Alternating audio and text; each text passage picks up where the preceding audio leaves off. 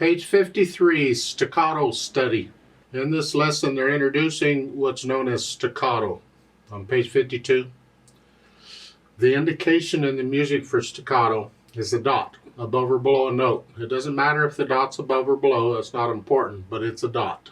And they show it. You see them quite a bit. So let's talk about staccato. In music, we have a choice. We can connect the notes or we can disconnect the notes. That's it. Take your pick. One or the other. If we connect the notes, that's called legato. It's an Italian word. It means connected, sort of. We lift up between the phrases. But forget that right now. I'll just connect the notes. If we don't connect the notes, it's staccato. That's it. Either legato or staccato. Now there's different kinds of staccato. So if you disconnect the notes, then the question is, how disconnected are they? Is it a real short note with a lot of silence between them, or is it kind of a held out note with a little silence between them? Depends on the music, and there's different symbols for it. We'll talk about it as we go through the lessons. The staccato we're going to learn first is the short one, where the notes, if I play 5 notes, that's connected, that's legato. But if I disconnect them, short, that's staccato. And that's what we're getting into. It's part of articulation, so I cover it when I talk about the articulation in the lesson. Let's go through the system for learning a piece of music and see what we get. It's 4 lines long. Repeat signs make it longer, but it's 4 lines of music to learn. The clef signs are treble and bass clef. The key signature is empty, so we're in the key of C major, so go do the scale for C major and also do the scale for A minor. Go ahead and do it. That has no sharps or flats in its key signature also. And then finally the time signature is C, or common time, or 4/4 time. Now here, both hands are actually playing the same note names. We're using different fingers, but the same note names. So to shorten this video, I'm going to go ahead and take both hands at the same time. You can learn it one hand at a time first if you want. There's nothing wrong with that. I'm going to talk about this as both hands together. And the right hand starts on the C up here, and I trust you know the names of all those notes in the music. If you don't, do that play and say it drill, and drill it, because you need to know the names of these notes instantly. But again, here, and the left hand is on the C down here, so we're in this C position. 1 and 2 and 1 and 2. And then the quarter notes. And this is it. And this fun. There's not a lot going on here. Let's go down to the last line at the bottom. We're here. 1, 2, 3, 4.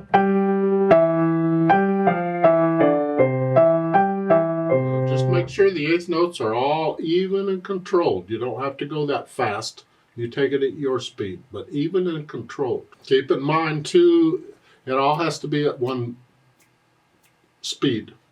So don't slow the 8th notes down. And then on the quarter notes, speed those up.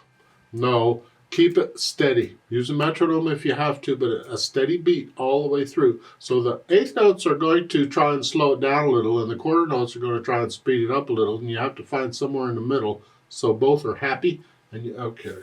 And no hesitations anywhere. And when I first learned it, of course, I'm connecting everything. Now you can't connect repeated notes, but you pretend you can. And then after the notes and the rhythms and all that worked out, I'll do the articulation. This is the phrasing, the slurs, the accents, the staccatos, whatever. And you already know on the slurs, you're going to connect them. There's different techniques for playing staccato, physical techniques. The first one we're going to learn is one used most often, and that's what's known as wrist or hand staccato, depending on what country you're from. It's where you're flexing at the wrist. The arm stays pretty still, and you're just flexing at the wrist. And you're on the key, and you play it and bounce off. And then you go back on the key before you do it, if you go slow enough. So in the second measure, on those staccatos, I'm on the key and I bounce off. Bum, bum. And when you go fast, you don't have time to put your hand on the key. There you have to do that, but make it a small motion. Don't flap it. Just boom, boom, boom, boom, real small. The staccatos and legatos and things, this is something you can practice while you're doing the scale, since you're doing the scale anyway. Just the C major, you're doing that, you connect them, well, practice it staccato. And if you're adventurous, and you can do that okay, then switch it up. Play one hand connected and the other hand staccato at the same time. Feels weird. And then switch it, go the other way. I mean, you're practicing the scales anyway. You can practice this other stuff too. That way, when you get it in the music, you can already do it. It helps. It really does. So this is here. When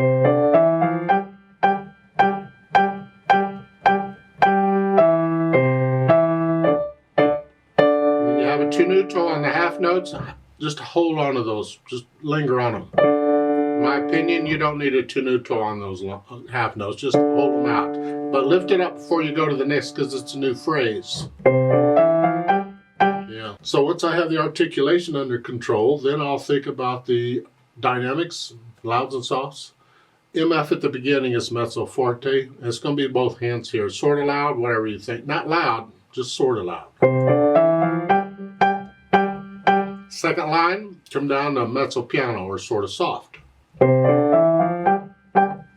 Third line, loud. Now, lots of weight. Now, soft. Yep, you get the idea. Last line, you're starting out moderately loud, and then you have the hairpin to go up to loud. Don't get loud till the third measure, so it's here. See, in the second measure, I'm starting that still at mezzo forte. I haven't changed yet. And then once I get into the second measure, then I'll start getting a little louder with each note, just a hair. So I don't want to be loud to the third measure. I'm just using a lot of weight, and I'm transferring weight from finger to finger. Yeah, you just feel heavy. And again, you don't have to go as fast as I'm going. I do this to shorten the videos up a little bit. You take it at your speed. Now, once I have the dynamics, I think about the speed. Allegro is fast. The eighth notes have to be even and controlled. So find the most difficult part in here, probably the last couple of measures. How fast can you play those accurately? Whatever your speed is accurately, and that's your Allegro for now. As you get better with piano, that'll get faster, and that's okay. The repeat signs, you have a repeat sign at the end of the second line that sends you back to the beginning, so you play the first two lines twice. The second two lines are surrounded by repeat signs, so you're going to play those two lines twice. So the thing is twice as long as it looks. That's all right.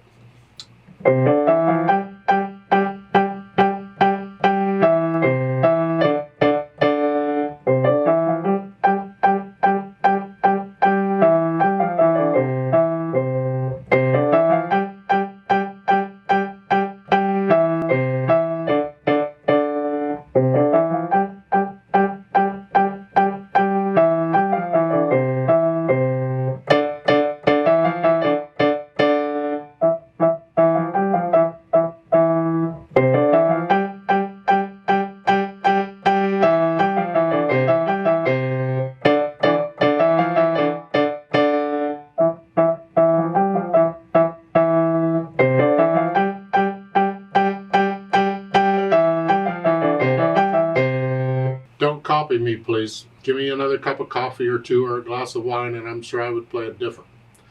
Play by feel.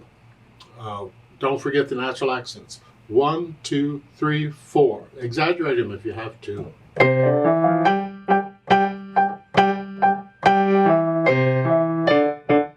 Feel these. 1, 2, feel as you're going through. Let's play this together very slowly and check the notes and the rhythms. I'm not going to do the louds and softs, but I will do the slurs and staccatos, and we will do the repeats. So I'll give us 4 counts.